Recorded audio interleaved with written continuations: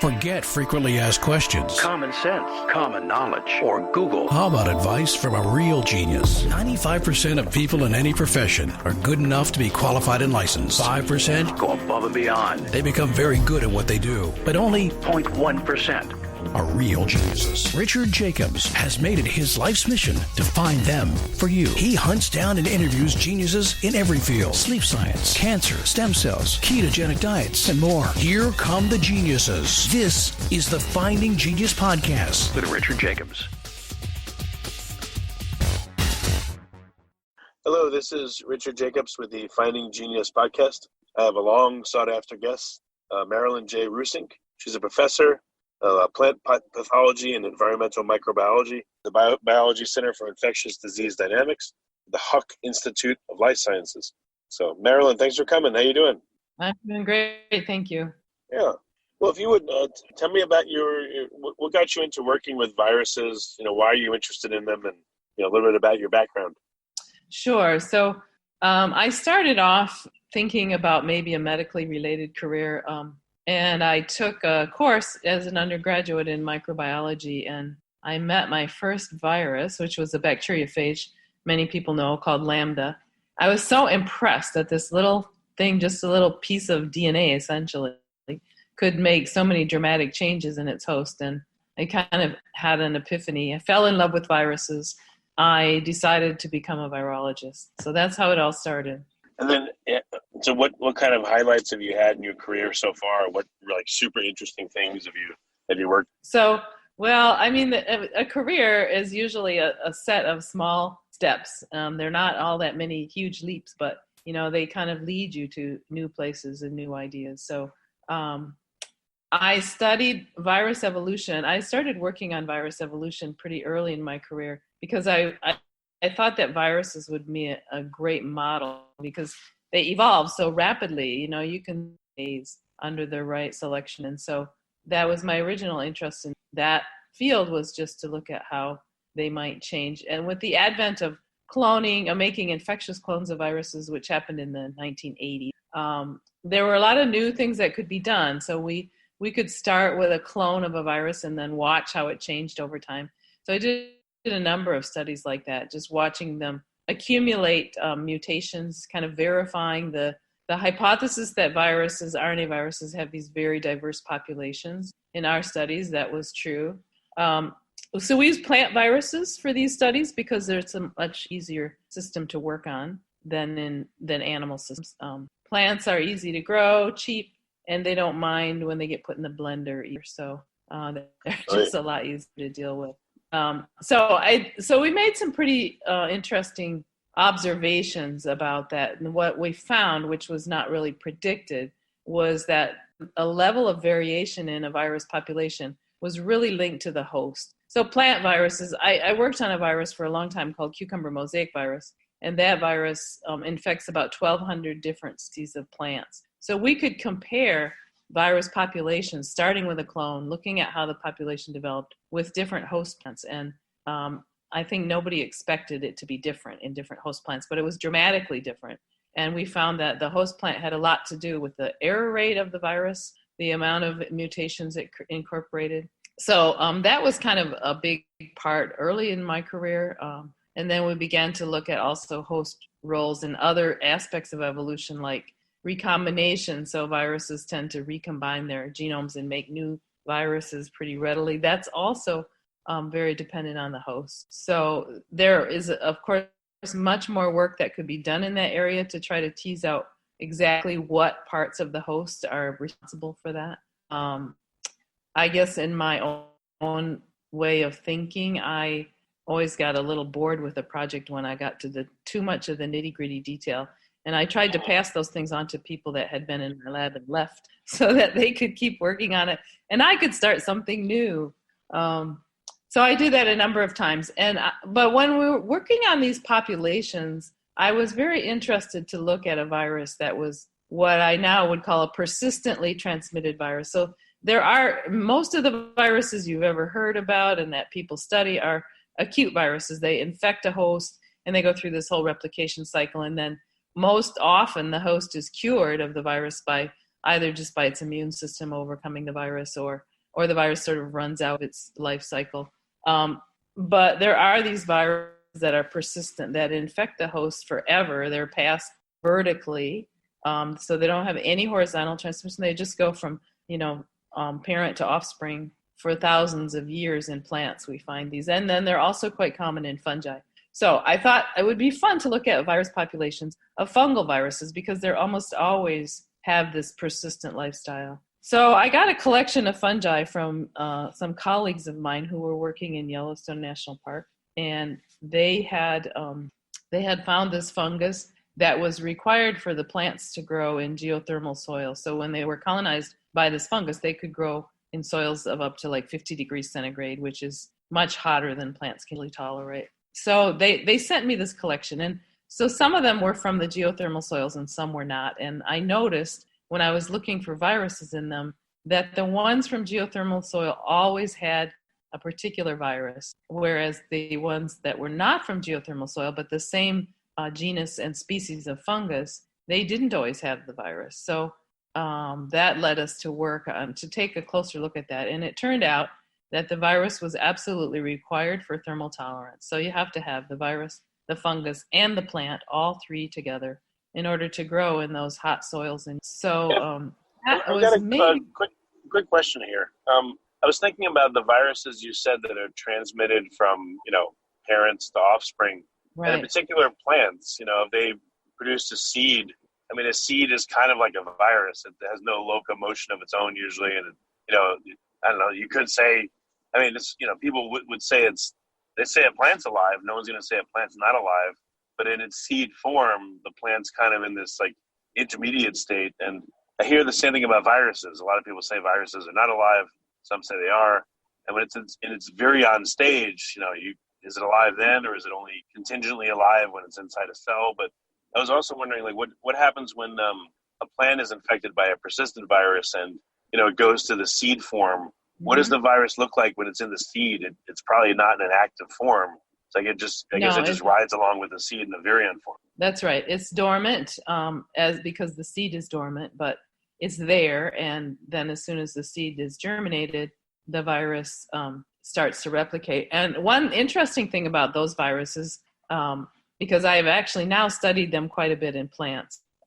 So anyway, one of the interesting things that we found, although we have not published it because it's quite hard to do the really careful experiments to prove it, but the virus-infected seeds tend to have a lot longer shelf life. For instance, they will still be germinating several years after they've been collected. Whereas if you have a virus-free version of the plant, the seeds don't last very long. So somehow the virus is affecting that longevity of the seed. Huh, interesting. So, so anyway, I guess one of the other areas that I got very interested in and involved in was virus biodiversity. And that started with a meeting with an ecologist from Costa Rica named Dan Jansen, who was trying to organize in the 1990s. He was trying to organize what he called an all taxa biodiversity inventory of this area in Costa Rica. And his idea was to just, inventory every living thing there. And of course, I asked him what he was going to do about viruses, and he didn't really have much of an answer for me, but that's how I got involved. And so we, over the years, have collected about 12,000 individual plants that we've analyzed for viruses. They have not all been analyzed. That turned out to be so much bigger of a project than I thought it was going to be that I never really was able to get them all analyzed, but we analyzed about 9,000 of them. And you find these persistent viruses are extremely common in plants. In fact, more common than acute viruses. And so that got me very interested in them. Why are they there? What are they doing? They've not been studied much at all because in general, they aren't related to any symptoms that we can find. And so people are always interested in the bad and not the good. I think it's human nature. So nobody wanted to look at viruses that weren't causing disease. So really those two studies, the one from Yellowstone and then finding all of these persistent viruses in plants, kind of led me to start thinking about viruses quite differently. And that is to think about them as being also beneficial. So yeah, I guess they have a tremendous potential to affect their hosts on an ongoing basis, certainly on an acute basis, but on an ongoing basis, like you said, allowing them to live in soils with the temperatures a lot hotter than normal and surviving a lot longer as a seed, and I'm sure many other things, right? Yeah. So I started to focus on those a little more, and I guess I could tell you a couple stories about persistent viruses that we've published in the last few years. So one story is about pepper cryptic virus. This is a virus found in all jalapeno peppers and a few other hot peppers, and also actually the progenitor of jalapeno peppers, chiltepin. And it's thought that these were domesticated about 10,000 years ago. So the same virus is still there in the progeny of this domestication, jalapeno pepper, and it's also still there in the ancestors, the chiltepin. So we think the virus has probably been in those plants for about 10,000 years. And one of the very interesting things we found with that virus is that it deters aphids. So there's been a lot of studies in recent years about how viruses change the volatile makeup of a plant, and then they attract aphids to the plant, and then this helps their transmission because they're transmitted by aphids.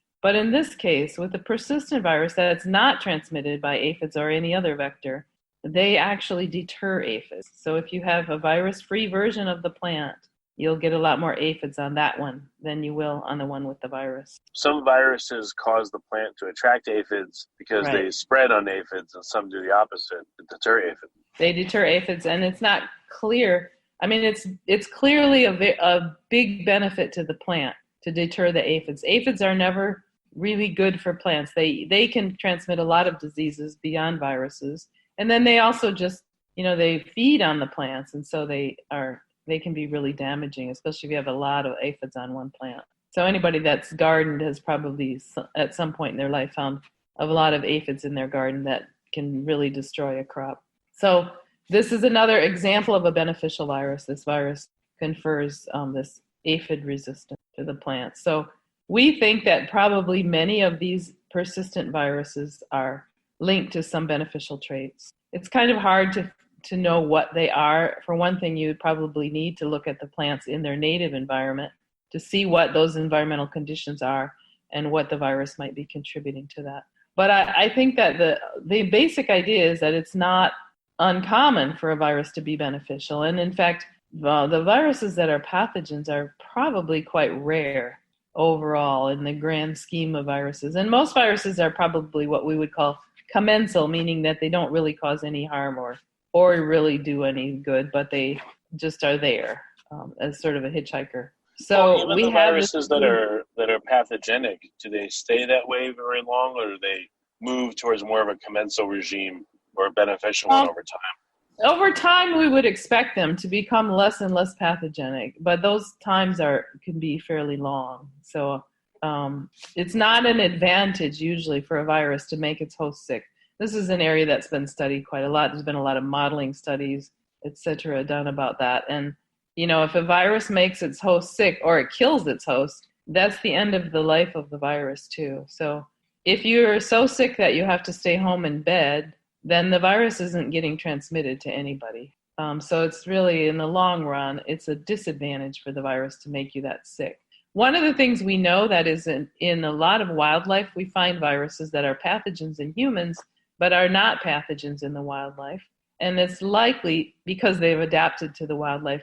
And I guess there's at least a school of thought, which I tend to subscribe to myself, which is that when a virus jumps species, when it's able to get into a new species, that's where it's the most likely to cause disease, because it's not at all adapted to that host. Neither the host nor the virus are adapted to each other. So yes, I think that in general, most viruses probably are not pathogens in their native environment, in their native host. They become pathogens because they're in the wrong host, or the environmental conditions of the host might change, and then they could become pathogens because of that as well.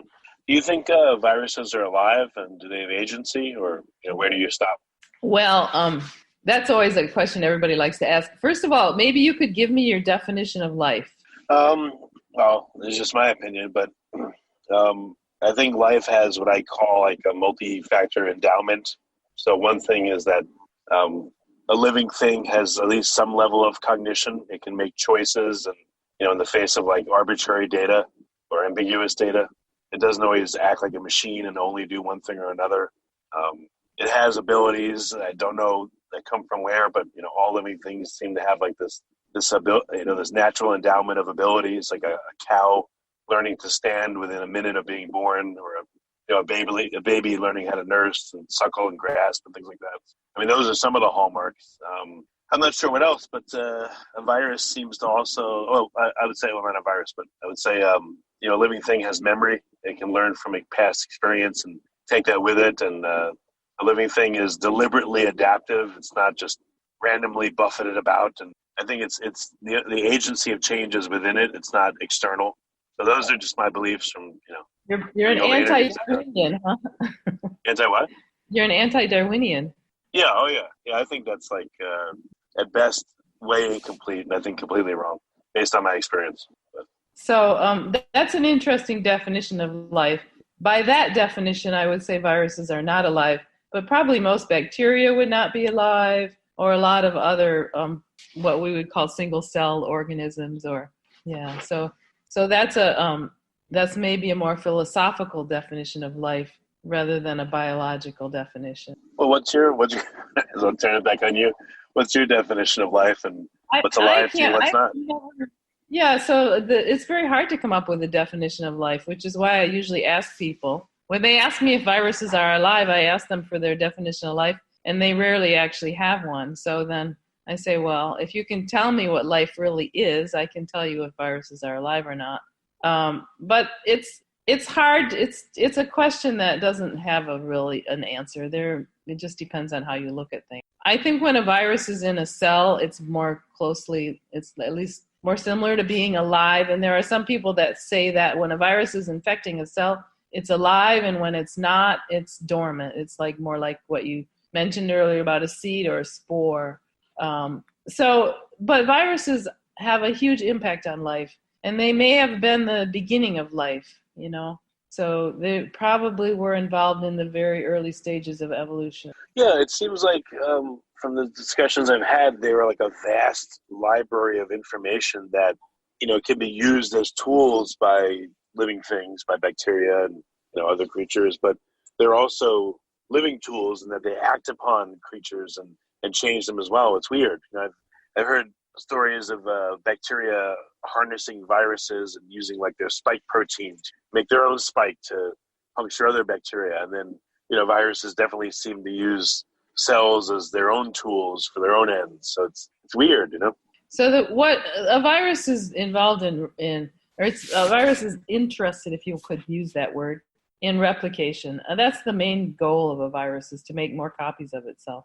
And so it does whatever it needs to do in order to make that happen. And so sometimes when a virus has a stable relationship with its host, then it has reached some balancing point where making too many copies of itself is a disadvantage for it in the long run, because if it kills its host, for example, as we said, then that's the end of the virus too. But really, I think a virus, and perhaps all life, is mostly interested in replication. Do you think that when viruses are in cells, they're able to, take on some of the cell's abilities? Or, let's say a virus is a phage is in a certain bacteria. Do you think it can tap into that bacteria's quorum sensing and other abilities to sense what's going on in other bacteria that are either infected or not infected? Well, viruses have ways of sensing things, I guess, in a sense. What they really do more than anything else is they take over things in the host. So they take over the machinery for making proteins. They take over the machinery for a variety of, inserting proteins into membranes, things that they need to complete their life cycle. In bacteria, many bacteriophage will, if they have a lytic cycle, which is when they're really actively replicating, they'll destroy the whole chromosome of the bacteria in order to use the nucleotides for their own replication, and those bacteria are always killed by the virus. So, but then on the other hand, the same virus can also establish a stable relationship with the bacteria, where it integrates into the host genome, and then it's just there in a dormant state, but it can be activated. Then it becomes an advantage for the bacteria, not that specific bacterial cell, but for a colony of bacteria. One one member of the colony can produce a lot of phage, become lytic, and then those viruses can potentially kill off the competitors. So then it becomes a beneficial virus for that host. Yeah, I've heard that, Relationships are complex. Yeah, they are. Why would a virus endogenize in a host versus just stay with it? Why would it spread sexually versus through coughing? Or, why wouldn't it just infect other hosts instead of being passed on, through reproduction? I mean, there's a lot of behaviors, and right, why is one evident in one and not in another? It's weird. Yeah. Well, you can find almost every imaginable lifestyle in viruses. They're so diverse. There are so many of them. We have only started to study them. So there are many, many things that we don't know about viruses, much more than what we do know. And yeah, I think you can find, they get transmitted by whatever way works for them. So whatever is. Yeah. Well, go ahead. What are some of the big questions that you're trying to answer now? What's your recent research about? What's your focus now? So I'm actually kind of winding down my research program, and I'm going to be closing my lab completely probably by the end of this year. But we are still working, and one of our interests in this recently has been working on a virus that infects a fungus that is killing a lot of bats in North America. So the disease in the bats is called white nose syndrome, caused by a fungus, and the fungus has a virus. So in this whole situation was first noticed in North America in about 2006 in New York State, and it has since spread all over the Northeast and then slapped to the South and West, as far as sort of the Midwest now.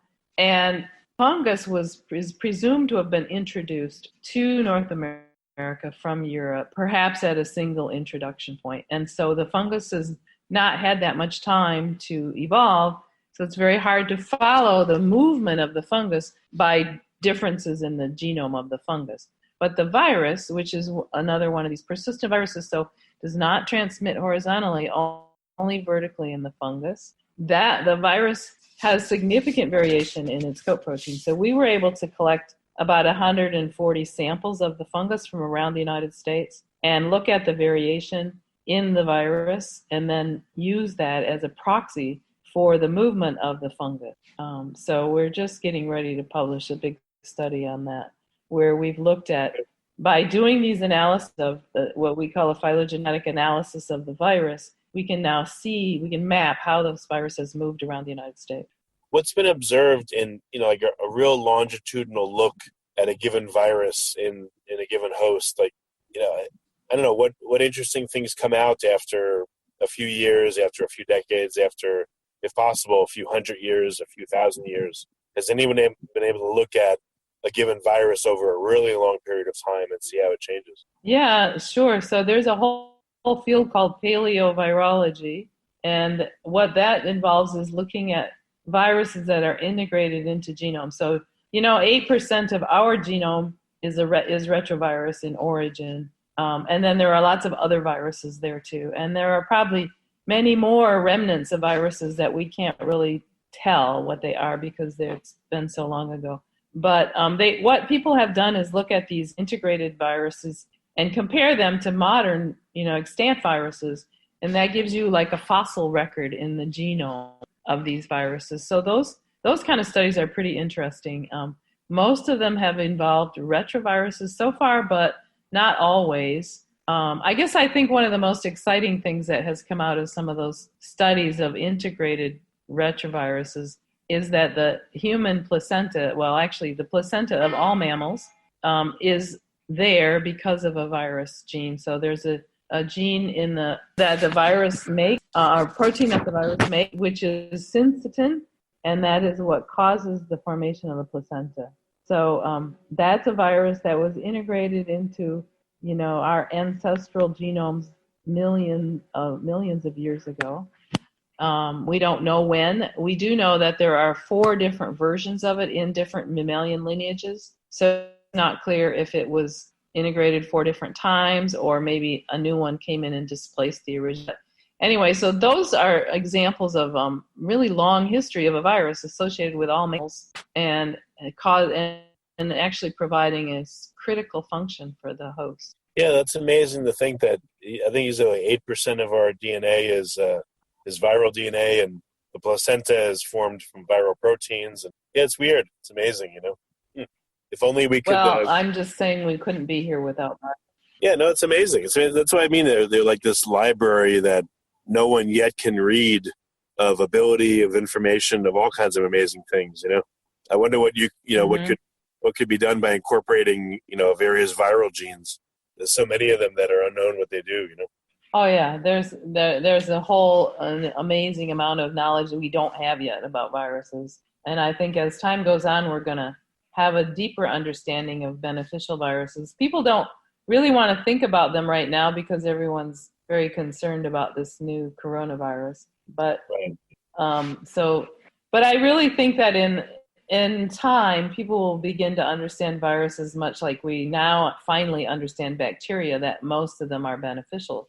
And then we need the bacteria in our gut or we can't survive. And we also need our viruses or we won't survive either. So what do you think is going to be the near future for you? Are you retiring, or are you just doing something else? Or, like, you know, I don't know if you're able to say it.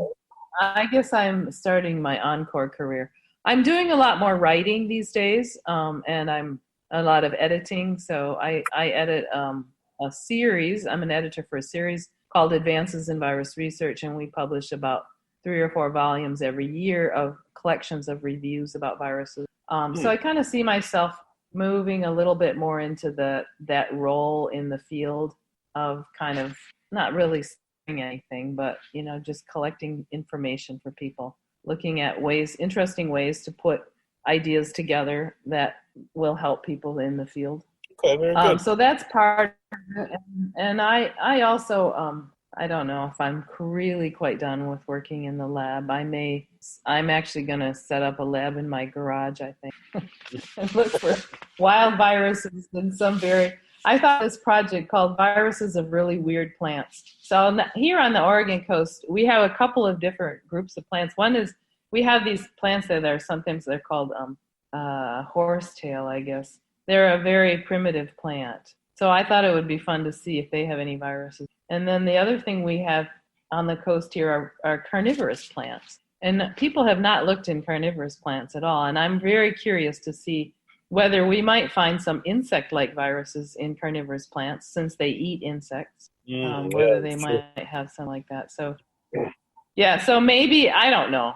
I have some opportunities to work with labs in this area, although not right now since we're all kind of off work, but to do some kind of fun little things that are hard to get funded. So I feel like I'm in a position where I can just work on some little fun project that is not going to be getting a big grant from the National Science Foundation or something because it's a little too weird. You know, they like to fund things that they know will provide significant answers to something.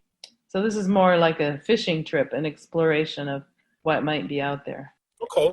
Well, very cool. So what's the best way for people to see what you're doing? Well, I do still have an internet site, roosincklab.com, or just Google. You know, Google Scholar will come up with all my recent papers. Yeah, and when you open up your biosafety level 4 lab in your garage, you're going to give tours to people. The nice thing about plants is that they're all BSL-1 or less. Excellent. Yeah. So, with a very few exceptions, there are a few plant pathogens that are a higher level of biosafety, but nothing is BSL-4. So. Oh, okay. Well, bad joke. You know. Well, very good. Well, Marilyn, it's been good to talk to you. Thanks for coming on the podcast. I appreciate it. It's been my pleasure. Thank you very much. If you like this podcast, please click the link in the description to subscribe and review us on iTunes. You've been listening to the Finding Genius podcast with Richard Jacobs. If you like what you hear, be sure to review and subscribe to the Finding Genius podcast on iTunes or wherever you listen to podcasts. And want to be smarter than everybody else? Become a premium member at findinggeniuspodcast.com. This podcast is for information only. No advice of any kind is being given. Any action you take or don't take as a result of listening is your sole responsibility. Consult professionals when advice is needed.